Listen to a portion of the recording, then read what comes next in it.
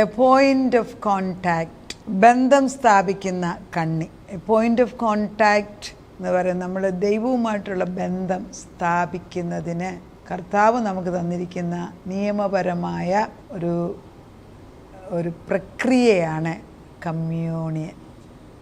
നിയമപരമായിട്ട് ദൈവം നമുക്ക് തന്നിരിക്കുന്നതാണ്. അതിന് മാറ്റമില്ല, ഒരിക്കലും മാറാനൊക്കത്തില്ല. ഒരിക്കലും മാറ്റമില്ലാത്തത് സ്വർഗം നിയോഗിച്ച് തന്നിരിക്കുന്നതാണ്. നമ്മൾ കർത്താവിൻ്റെ കുർബാന അനുഭവിക്കുന്ന, അല്ലെങ്കിൽ കർത്തൃമേശ എടുക്കുന്നത്. ഏത് സഭകൾ എന്ത് പേര് പറഞ്ഞാലും എല്ലാം യോഹന്നാൻ്റെ 6-ലും പിന്നെ 1 കൊരിന്ത്യർ 11-ാം അധ്യായത്തിലുമാണ് ഇത് എഴുതിയിരിക്കുന്നത്. അപ്പം ദൈവത്തിൻ്റെ പരിശുദ്ധാത്മാവ് നമ്മളോട് സംസാരിക്കുന്നത് എന്നെ ഭക്ഷിക്കണം, എൻ്റെ കൂടെ ഇരിക്കണം, എൻ്റെ കൂടെ ഇരുന്നേ പോയി, എൻ്റെ ഭക്ഷണം, എൻ്റെ രക്തം നിങ്ങളിൽ കൂടെ ഓടണം, എൻ്റേതായി മാറണം. എൻ്റേതായി മാറുമെന്ന് പറയുമ്പം ഞാനെന്ന ചിന്ത അങ്ങോട്ട് മാറിയിട്ട് എൻ്റെ ദൈവം നമ്മൾ പറയുന്നതായിട്ട്. അപ്പം ദൈവം നമ്മളിൽ വരുമ്പോഴാണ് ഈ മാറ്റം വരുന്നത്. ദൈവം നമ്മളിൽ വരാതെ ഒരിക്കലും ഒരു നന്മ സ്വഭാവം പൊങ്ങി വരത്തില്ല. അതായത് ജഡത്തിൽ ഒരു നന്മയില്ലെന്നേ, അത് മനസ്സിലാക്കണം. ഈ ജഡത്തിൽ ജീവിക്കുന്ന ഒരു വ്യക്തിക്കും ഉള്ളിൽ നന്മയില്ല.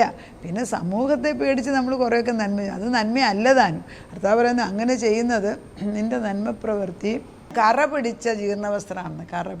നിൻ്റെ നന്മ പ്രവൃത്തി കറ പിടിച്ച ജീർണവസ്ത്രം. അത് നമ്മൾ തൊടാൻ പോലും ആഗ്രഹിക്കത്തില്ല. അപ്പോൾ അതുകൊണ്ടാണ് ഈ ഓരോരുത്തർ ഒത്തിരി നല്ല കാര്യങ്ങൾ ചെയ്ത് വെച്ച് അവസാനം വരുമ്പോൾ അതെല്ലാം ഫിസിൽ ഡൗൺ, ഒന്നും ഇല്ലാതായിപ്പോൾ. എന്നാൽ ദൈവമക്കൾക്കും പ്രശ്നം വരാറുണ്ട്. അവരും ഇങ്ങനെ ഓരോന്നുണ്ടാക്കി വെച്ചിട്ട് ഇടയ്ക്കിടയ്ക്ക് നമ്മൾ ലോകപ്രകാരമായിട്ട് നമ്മൾ ഓരോന്നുണ്ടാക്കി വെക്കും. ഒരു സമയത്ത് ഇതെല്ലാം നമ്മൾ ഇന്ന് എടുത്തു മാറ്റും. ഇയ്യോബിന് സംഭവിച്ചില്ലേ? ഇയ്യോബിനെ കുറിച്ച് ദൈവത്തിന് നല്ല അഭിപ്രായമാണ്. ഇയ്യോബിൻ്റെ യാഗം മക്കൾ തെറ്റിപ്പോയോ എന്ന് വിചാരിച്ച് യാഗം കഴിക്കും. ഈ ഓരോ സെലിബ്രേഷൻ കഴിയുമ്പോഴും ഇയ്യോബ് തൻ്റെ മക്കൾ അറിഞ്ഞോ അറിയാതോ തെറ്റ് ചെയ്തോ എന്ന് വിചാരിച്ച് യാഗം കഴിക്കാറുണ്ട്. അപ്പോൾ യാഗപീഠത്തിന്മേന്ന് സത്യം പറഞ്ഞാൽ ഇയ്യോബിൻ്റെ വീട്ടിൽ യാഗപീഠത്തിന്മേന്ന് തീ ഒറിഞ്ഞിട്ടില്ല. തീ എപ്പോഴും കത്തിക്കൊണ്ട് തന്നെ ഇരുന്നത്. തീ മിക്കപ്പോഴും കത്തി ഇരുന്നിട്ട് പോലും ഒരു സമയത്ത് ദൈവം എല്ലാം എടുത്തു മാറ്റി. എന്തിനാ?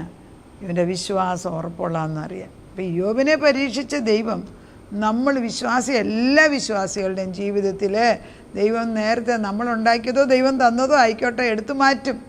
അത് ദൈവത്തിൻ്റെ ഒരു പ്രവൃത്തിയാണ്. അതിലൊട്ടും ഭയപ്പെടണ്ട. അതിന്ന് ആ കടലപ്പുറത്ത് കടക്കാൻ, അല്ലെ ഈ വെള്ളത്തിൻ്റെ അപ്പുറത്ത് കരയ്ക്കെത്തിക്കുന്നവൻ കൂടെ ഇപ്പോഴും ഉണ്ട്. പക്ഷേ ഞാനിപ്പോൾ യഥാർത്ഥത്തിൽ കണ്ടത് എൻ്റെ കഷ്ടസമയത്താണ്. നല്ല സമയത്ത് ദൈവത്തെ പ്രകീർത്തിച്ചൊക്കെ അങ്ങ് ജീവിച്ചെങ്കിലും അതുകൊണ്ടാണ് ഇയ്യോബ് പറഞ്ഞല്ലോ, നിന്നെക്കുറിച്ച് ഞാൻ കേട്ടിട്ടേ ഉള്ളൂ, പക്ഷേ ഇപ്പോഴോ ഞാൻ നിന്നെ കാണുന്നു. ആ അവസ്ഥയാണ് നമുക്ക്. A point of contact is the communion. അതായത് കർത്താവ് പറയുന്നത് the legal documents is signed in his blood and given to his. അതായത് ഈ കർത്താവ് തൻ്റെ വരവിൻ്റെ ഉദ്ദേശവും എന്താണെന്നുള്ളതും എല്ലാം അതായത് ലാസ്റ്റ് സപ്പറിൽ കർത്താവ് വ്യക്തമായിട്ടും തൻ്റെ ശിഷ്യന്മാരോട് പറഞ്ഞിട്ട് കർത്താവ് പറയുകയും ചെയ്യുന്നുണ്ട്, ഇതെൻ്റെ ഓർമ്മയ്ക്കായിട്ട് ഇത് ചെയ്തുകൊണ്ടേയിരിക്കണം. പൗലോസ് അത് തന്നെയാണ് പറയുന്നത്, കർത്താവ് ചെയ്തതിൻ്റെ ഓർമ്മയ്ക്കായിട്ട്. അപ്പോൾ ഈ ഓർമ്മ പുതുക്കുകയാണ് നമ്മൾ ഈ ചെയ്യുന്നത്. എന്തിന്? എനിക്ക് മറവി ഉണ്ടാകരുത്. അപ്പോൾ ഈ കർത്താവുമായിട്ടുള്ള ഈ ഉറ്റ ബന്ധം ഒരിക്കൽ സ്ഥാപിച്ചത് ഒരിക്കലും വേർപെട്ടു പോകാൻ ദൈവം ആഗ്രഹിക്കുന്നില്ല. പക്ഷെ എപ്പോഴും വേർപെടുത്താൻ പരീക്ഷണങ്ങൾ വന്നുകൊണ്ടേയിരിക്കും. അതുകൊണ്ടൊന്നും നമ്മൾ പേടിക്കേണ്ട ആവശ്യമില്ല. ഇയ്യോബിനെ പരീക്ഷിച്ചില്ലേ? ദൈവം തമ്പുരാൻ ഇയ്യോബിനെ പരീക്ഷിച്ച് വിളങ്ങി തീജ്വാല പോലെ അവസാനം കർത്താവ് ഇറക്കിക്കൊണ്ട് വന്നെങ്കിൽ നമ്മളെയും അത് ചെയ്യിപ്പിക്കുമെന്നുള്ളൊരു വിശ്വാസം നമുക്കുണ്ടാകണം. അപ്പം നമ്മളോട് പറയുന്നത് ഒരു ഉടമ്പടിയാണ്. ഈ ഉടമ്പടിയിൽ എൻ്റർ ചെയ്തപ്പം ഞാൻ ദൈവമകളായി. ഉടമ്പടി എന്ന് പറയുന്നത് പുതിയ നിയമത്തിൻ്റെ ഉടമ്പടിയാണ്. പഴയ നിയമത്തിൽ ദൈവത്തിനെ അറിയുന്നവരെ എല്ലാം തോഴന്മാർ മാത്രമാണ്. പുതിയ നിയമത്തിൽ യേശുക്രിസ്തുവിനെ അറിയുന്നവർ ദൈവത്തിൻ്റെ മക്കളും ക്രിസ്തുവിൻ്റെ മണവാട്ടിയുമായി മാറിയിരിക്കുന്നു. ഏതൊരു വലിയ ഉന്നത പദവിയാണ്. പഴയ നിയമക്കാർക്ക് കിട്ടാത്തതായ വലിയ ഉന്നത പദവിയിലാണ് യേശുക്രിസ്തു നമ്മളെ ദൈവം തമ്പുരാനെ പിതാവെന്ന് അഡ്രസ്സ് ചെയ്യാനുള്ള അവകാശം പോലും തന്നു. അതുകൊണ്ടാണ് പ്രാർത്ഥിക്കുമ്പോൾ നമ്മൾ സ്വർഗസ്ഥനായ ഞങ്ങളുടെ പിതാവേ എന്ന് പറയുന്നത്. സിമ്പിളല്ലേ? അതിനു മുമ്പ് ധൈര്യപ്പെട്ട് യഹൂദൻ ഇപ്പോഴും യഹോവ എന്ന് പറയാൻ പേടിയാണ്. ദൈവത്തിൻ്റെ പേര് പറയാൻ അവന് പേടിയാണ്. എന്നാൽ നമുക്ക് ധൈര്യമായിട്ട് ഈ കൃപാസനത്തിലേക്ക് കടന്നു വരാമെന്ന് ദൈവാത്മാവ് പറയുന്നത് കർത്താവുമായിട്ടുള്ള ഈ നിയമപരമായിട്ട് ഉറ്റ ബന്ധം സ്ഥാപിച്ച ആ നിയമത്തിൻ്റെ ഉടമ്പടി കർത്താവിൻ്റെ രക്തം കൊണ്ട് മുദ്ര ചെയ്ത് തന്നിരിക്കുന്നു. അത് മാറ്റാൻ ആർക്കും ഒക്കത്തില്ല. എന്നാ നീ ഒന്ന് കാണിച്ചു എന്ന് ചോദിക്കാനുള്ള ധൈര്യം പറഞ്ഞു. കർത്താവിൻ്റെ മുദ്ര പൊട്ടിക്കാൻ നീ ആര്? എന്നാ നിന്നെ ഒന്ന് കണ്ടിട്ടേ ഉള്ളൂ എന്ന് പറയാനുള്ള ധൈര്യത്തിൽ പേർക്കുണ്ട്. ആ മുദ്രയുടെ ബലമാണ്. അല്ല പറയുന്നത്, ഈ രാജാവ് ഒരു മുദ്രയിട്ടത് വേറൊരാൾക്കത് പൊട്ടിക്കാൻ അവകാശമില്ല. വെളിപ്പാടിനകത്ത് മുദ്രയിട്ട പുസ്തകം വന്നിട്ട് സ്വർഗമാണിത്. സ്വർഗത്തിൽ യോഹന്നാൻ ചെന്നിട്ട് കരയുകയാണ്, അയ്യോ ഈ മുദ്ര ആര് പൊട്ടിക്കുന്നത്? അവിടെ ഒന്നും വിശുദ്ധന്മാരില്ലേ? അവിടെ ദൈവദൂതന്മാരില്ലേ? അവിടെ വലിയ ശക്തിയില്ലേ? അവരാരും അതെ തൊട്ടില്ല. കുഞ്ഞാട് വന്ന് തൊടാതെ. ആ കുഞ്ഞാടാണ് നമുക്ക് വേണ്ടി അവൻ്റെ ജീവനെ തന്നതെന്ന് ഓർക്കണം. ഈ ദൈവത്തിൻ്റെ മഹത്വം പറയും തോറും എൻ്റെ ആത്മാവ് സ്വർഗമണ്ഡലത്തിൽ പിതാവിൻ്റെ സന്നിധിയിലിരുന്ന് ദൈവത്തെ കണ്ടുകൊണ്ട് സ്തുതിക്കാനുള്ള ആത്മാവായി മാറും. അപ്പം നമ്മുടെ ബോഡി, യേശു തൻ്റെ ശരീരത്തിനെ നമുക്ക് വേണ്ടി ബ്രേക്ക് ചെയ്തു. അതെന്തിനു വേണ്ടിയാണ്? നമുക്ക് തരാൻ, കാരണം എൻ്റേതാക്കാൻ. അപ്പോൾ നമ്മളൊരു ഉടമ്പടിയിലാണ്. അതുകൊണ്ടാണ് ഈ ഉടമ്പടി അനുഭവിക്കുന്നവരെ ഇത് ഇസ് എ കവനൻറ്റ് മീൽ എന്ന് പറയും. അതായത് അപ്പനും മക്കളുമായിട്ട് ഒന്നിച്ച് ഭക്ഷണം കഴിക്കുന്നു. ആ കവനൻറ്റിലായി. അത് ഈ പഴയ നിയമത്തിൽ പറയുന്നില്ലേ, ഈ ശൗലിൻ്റെ കാലത്ത് ശൗല് ഭക്ഷണം കഴിക്കുമ്പോൾ ശൗലിൻ്റെ കൂടെയുള്ളവരെല്ലാം വന്നിരിക്കണമല്ലോ, പ്രധാനികൾ. അപ്പോൾ ശൗല് നോക്കുമ്പം ദാവീദിനെ കാണുന്നില്ല, ഇരിക്കേണ്ട കസേരയില്ല. അപ്പോൾ ശൗലിന് ദേഷ്യമായി, എവിടെ പോയി എന്ന് ചോദിക്കുക. കാരണം ആ മേശയുടെ ചുറ്റും ഇരിക്കേണ്ടത് അവിടെ ഇരിക്കണം, നിർബന്ധമാണ്. അങ്ങനെ പഴയ നിയമത്തിൽ കാണിച്ചു എങ്കിൽ പുതിയ നിയമത്തിൽ ദൈവമക്കളാകുന്ന നമ്മൾ കർത്താവിൻ്റെ മേശയ്ക്ക് ചുറ്റും എത്ര പ്രാവശ്യം ഇരിക്കുന്നുണ്ട്? രാവിലെ ബ്രേക്ക്ഫാസ്റ്റിന് ഇരിക്കുന്നുണ്ടോ? ഉച്ചയ്ക്ക് ഭക്ഷണത്തിന് ഇരിക്കുന്നുണ്ടോ? വൈകിട്ട് സ്നാക്സിന് ഇരിക്കുന്നുണ്ടോ? ഭക്ഷണം രാത്രി കിടക്കുന്നതിന് മുമ്പ് 4 പ്രാവശ്യമെങ്കിലും 7 വട്ടം ദാവീദ് പ്രാർത്ഥിച്ചു എന്ന് പറയുന്നു.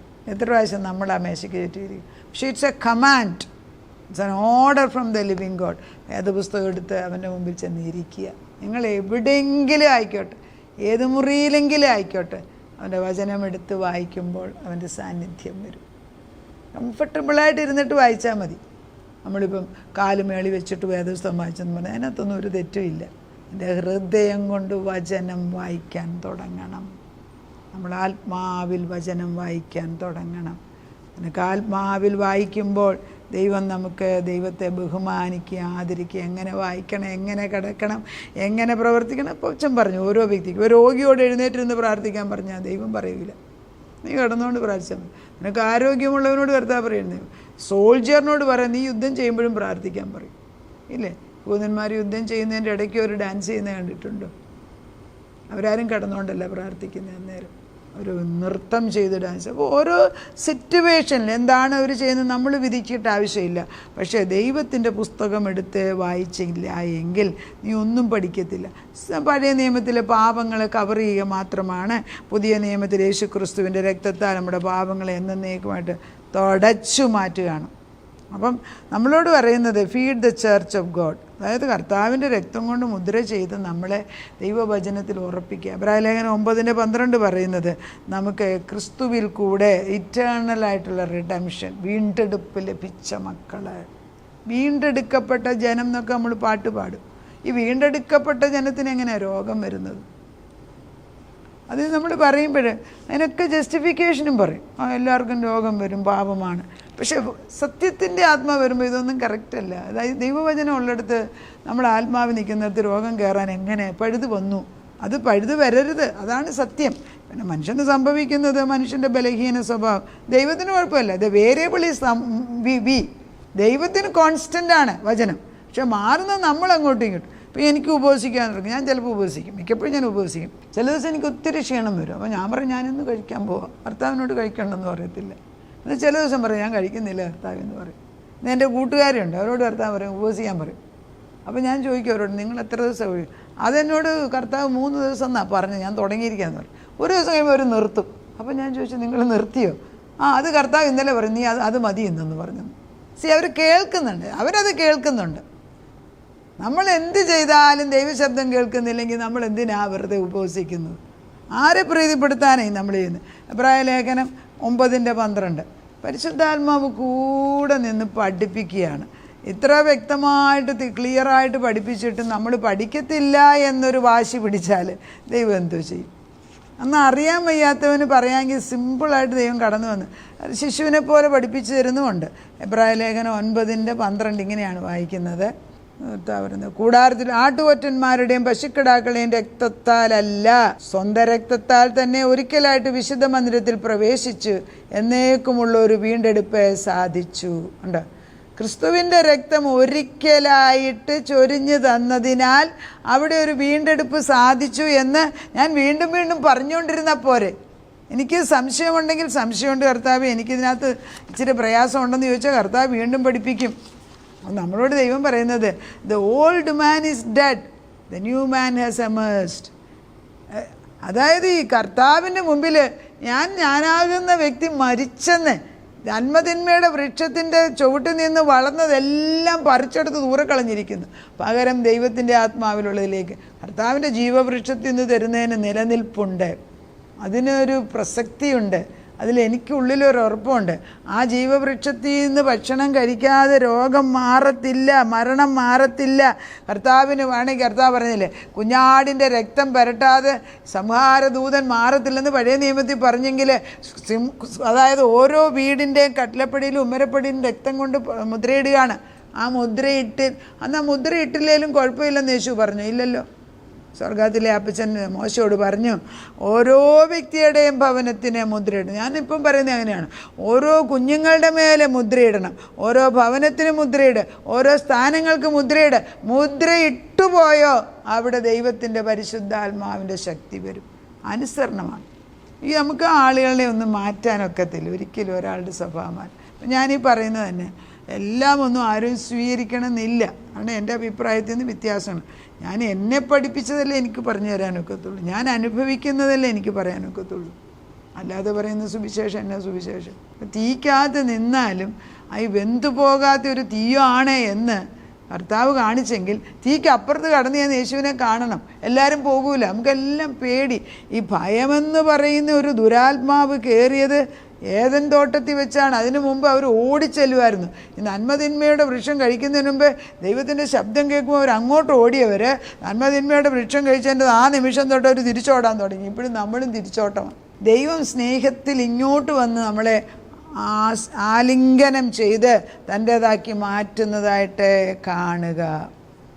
നമുക്ക് ദൈവത്തിനെ അടുക്കുന്നതിന് ചില തടസ്സങ്ങൾ എന്തൊക്കെയാണെന്നുള്ളത് അടുത്ത ദിവസം, കർത്താവിനോട് അടുക്കുന്നതിനുള്ള ചില തടസ്സങ്ങൾ എന്താണെന്നുള്ളത് അടുത്ത ദിവസം പറയാൻ ആഗ്രഹിക്കുന്നു. നമുക്ക് ഇന്ന് കർത്താവിൻ്റെ ആത്മാവിൽ ദൈവവുമായിട്ടുള്ള കമ്മ്യൂണിക്കേഷൻ അല്ലെങ്കിൽ കണക്ഷന്, a point of contact is actually the communion. ദൈവവുമായിട്ടുള്ള ബന്ധത്തിന് നന്മതിന്മയുടെ വൃക്ഷത്തിൻ്റെ ചുവട്ടിൽ നിന്ന് ഞങ്ങൾ മാറി ജീവവൃക്ഷത്തിൻ്റെ ചുവട്ടിൽ വന്ന്. പലരും ചിന്തിക്കുകയാണ്, എന്തിനാണ് ഈ നന്മതിന്മയുടെ വൃക്ഷത്തിന് എന്താ കുഴപ്പമെന്ന്. അതിനൊരു കുഴപ്പമേ ഉള്ളൂ, നിത്യജീവനില്ല. ഉണ്ടാക്കുന്നതെല്ലാം മലർപ്പൊളിക്കാരൻ്റെ കൂട്ട് കർത്താവേ ഒരു നിമിഷം കൊണ്ട് അതെല്ലാം അങ്ങ് നശിച്ചു പോകും. നിൻ്റെ തലമുറയൊക്കെ ഉണ്ട്, അതുകൊണ്ട് പ്രയോജനമില്ല. അതാണ് കാര്യം. നിത്യമായ ആത്മാവും ഇല്ലാതായി. ഇത് വലിയ കാര്യം തന്നെയാണോ? നന്മതിന്മയുടെ വൃക്ഷത്തിൻ്റെ വെച്ചിരിക്കുന്നത് നിനക്കത് ചൂസ് ചെയ്യുക. അതിൻ്റെ ആഫ്റ്റർ എഫക്റ്റ് ദൈവം പറഞ്ഞ് നീ മരിക്കുമെന്ന് കർത്താവ് വ്യക്തമായിട്ട് പറഞ്ഞിട്ടാണ് കൊടുത്തത്. പക്ഷേ അത് അനുസരിച്ചില്ലെങ്കിൽ എന്ത് ചെയ്യും? അതുകൊണ്ട് ഞങ്ങൾ കുറേ പേരുടെയെങ്കിലും ഹൃദയങ്ങളിൽ, അതല്ല പക്ഷേ 100% പേരുടെ ഹൃദയങ്ങളിൽ ഇത് ചെന്നുകൊള്ളണം. ഇതിനെ കുറച്ച് പേരാക്കുന്നത്. നിൻ്റെ വചനത്തിന് അതിനകത്ത് ശക്തി കുറഞ്ഞു. നിൻ്റെ വചനം ചെന്നുകൊണ്ടിട്ട് ജീവൻ്റെ വൃക്ഷമാകുന്ന ദൈവത്തിൻ്റെ ആത്മാവിൽ മാത്രമേ ജീവിക്കുന്നുള്ളൂ. ക്രിസ്തുവിൻ്റെ രക്തവും ക്രിസ്തുവിൻ്റെ തിരുശരീരവും അനുഭവിക്കുന്ന വ്യക്തികളാണെന്ന് ഞങ്ങൾ പറയുക. പിന്നെ അപ്പച്ചൻ്റെ ജോലിയാണ്. The ball is in your hand, in the court, in your കോർട്ടിലോട്ട്. ഇനി എന്താണെന്ന് വെച്ചാൽ അപ്പച്ചൻ ചെയ്യും. ഞങ്ങൾ നിന്നെ ഏൽപ്പിക്കുകയാണ്. ഞങ്ങളുടെ തലമുറകളെ, ഞങ്ങളുടെ സഹോദരി, ഞങ്ങൾക്ക് വേണ്ടപ്പെട്ട സഹോദരി സഹോദരന്മാരെ, ഞങ്ങളുടെ വേണ്ടപ്പെട്ടവരെ, ഞങ്ങളുടെ ചുറ്റുപാടുള്ളവരെ, ഞങ്ങൾ ഇടപെടുന്ന ഓരോ വ്യക്തിയോടും അപ്പച്ചൻ ഇടപെടണം. ചിലർക്ക് നമ്മളെ കാണുമ്പോൾ ഈ ആത്മാവിൻ്റെ തീ കൊണ്ട് അവർക്ക് കാണാൻ പ്രയാസമാണെങ്കിൽ ആ സാഹചര്യങ്ങളിൽ ഞങ്ങളെ വിടരുതേന്നും പ്രാർത്ഥിക്കുന്നു. പരിശുദ്ധാത്മാവുള്ളിടത്ത് മാത്രം, ദൈവാത്മാവുള്ളവർക്ക് ദൈവാത്മാവുള്ളവരെ കണ്ടറിയാം. മാതാവിൻ്റെ മാതാവ് എലിസബത്തിൻ്റെ അടുക്കലേക്ക് ചെന്നപ്പം അവർ രണ്ടുപേരും ഒരുപോലെ സന്തോഷിച്ചു. റൂത്തിൻ്റെ അടുക്കൽ റൂത്ത് മൊവാബി സ്ത്രീയായിട്ടും കർത്താവ് അവൾ റൂത്ത് അവിടെ അമ്മായിമ്മയുടെ അടുക്കലേക്ക് കർത്താവ് ചെന്ന് നവോമിക്ക് അവളെ കണ്ടപ്പോൾ അവളിലുള്ള ബലഹീനതകൾ മറന്ന് സ്നേഹിക്കാനുള്ള കൃപ കൊടുത്തു. മരുമകൾക്കും അങ്ങനെ. ഇതൊക്കെ ദൈവാത്മാവ് പ്രവർത്തിക്കാതെ ഒന്നും ഉണ്ടാകത്തില്ല കർത്താവ്. മനുഷ്യൻ ഏച്ചു വയ്ക്കുന്ന ഒന്നും ശരിയാകത്തില്ല. അതുകൊണ്ട് ഇന്ന് ഞങ്ങളൊരു തീരുമാനം എടുക്കുകയാണ്. ഞങ്ങളുടെ കുടുംബത്തിൽ ജീവവൃക്ഷത്തിൻ്റെ അല്ലാത്ത എല്ലാം വെട്ടിക്കളയണം. ജീവവൃക്ഷത്തിൻ്റെ അല്ലാത്ത പണിതതെല്ലാം പറഞ്ഞു പൊക്കോട്ടെ, വേരോട് പറഞ്ഞു പോട്ട് പറഞ്ഞു പൊക്കോട്ടെ. പകരം ജീവവൃക്ഷത്തിൽ നിന്നുണ്ടാകുന്നത് മതി. ആ നദിക്കകത്ത് എല്ലാവരും കുളിച്ചു പൊങ്ങണം. ആ നദിയിൽ കൂടെ കുളിച്ചു പൊങ്ങി സന്തോഷിച്ച് നിത്യമായ ജീവൻ്റെ ഉറവിടമാകുന്ന നിന്നിൽ വീട് പണിയാൻ തുടങ്ങട്ടെ. അല്ലാത്ത വീടെല്ലാം ഇടിഞ്ഞു പോകണം. അല്ലാത്ത മതിലുകൾ വിദ്വേഷത്തിൻ്റെതെല്ലാം ഇടിച്ചു കളയണം. അപ്പച്ചൻ അത് ചെയ്യുന്നു. ഈ മർമ്മം മനസ്സിലാക്കിയാൽ പിന്നെ പറയാൻ എളുപ്പമാണ്. പ്രാർത്ഥന ശരിയായെങ്കിൽ ഉത്തരവും കിട്ടും. അതുകൊണ്ട് ദൈവത്തിൻ്റെ സന്നിധിയിൽ വിദ്വേഷത്തിൻ്റെ നടിച്ചുവരെ പിശാച് നുണപൊക്കെ ഉണ്ടാക്കി വെച്ച മതിലുകളെല്ലാം ഇതാ ഇടിഞ്ഞിടിഞ്ഞിടിഞ്ഞ് പോകുന്നു, ഭസ്മമായിട്ട് പോകുന്നല്ല. അങ്ങനെ നേർവഴി നേരാകുന്ന വഴി കർത്താവിൻ്റേത് മാത്രമാണ്. ആ വഴിയിൽ കൂടെ കടന്നു പോയാൽ മതി. ഇതൊരു നാരോ വഴിയാണ്, പക്ഷേ സാരമില്ല. വഴിക്കകത്ത് കയറിക്കഴിഞ്ഞാൽ അതിനകത്ത് സന്തോഷമുണ്ട്. ഞാനാകുന്ന വഴിയെന്ന് യേശു ക്രിസ്തു തന്നെത്താനെ പറഞ്ഞു. ഇടയനാകുന്ന ഞാനാണ് നല്ല വഴി. ആ വഴി കൂടെ മാത്രം കയറിപ്പോകട്ടെ. നമ്മുടെ തലമുറകൾ അതിൽ കൂടെ കയറിപ്പോട്ടെ. ഞങ്ങൾ പ്രാർത്ഥിക്കുന്നവർ യേശുവിനെ മാത്രം കണ്ട് മുൻപോട്ട് പോകട്ടെ. അപ്പച്ചനെ അറിയുന്നവരുമായിട്ട് മാത്രം ബന്ധമുണ്ടാകും. അല്ലാത്ത എല്ലാം ഫിസിലിംഗ് ഡൗൺ മാറിപ്പോന്നു. അങ്ങനെ ദൈവം തിരഞ്ഞെടുത്തിരിക്കുന്നതിന് ഇതൊരു പ്രോസസ്സാണ്. യാക്കോബിനെ തിരഞ്ഞെടുത്തതുപോലെ ഇസ്രായേലാക്കി മാറ്റാൻ ഒരു പ്രോസസ്സ് അപ്പച്ചൻ ചെയ്തു. 20 വർഷം എടുത്തു. പഠിച്ചെടുത്ത ഏതായാലും ഇസ്രായേലാക്കി ദൈവവുമായിട്ടുള്ളൊരു പ്രഭു, ആ ദൈവത്തിൻ്റെ പ്രഭുവായിട്ട് മാറേണ്ട മക്കൾ വല്ലവൻ്റെ പക്ഷത്ത് കിടന്നാൽ ശരിയാകും. അപ്പച്ചൻ അവരെല്ലാം തിരിച്ചു കൊണ്ടുവന്ന് എൻ്റെ ആത്മാവിനെ കൊണ്ട് നിറയ്ക്കണം. അപ്പച്ചൻ അത് ചെയ്തിരിക്കുന്നതിന് സ്തോത്രം. പ്രാർത്ഥനയായിട്ട് ഉത്തരം തന്നതിന് നന്ദി. യേശുക്രിസ്തുവിൻ്റെ പൊന്നുനാമത്തിൽ തന്നെ ആമേൻ.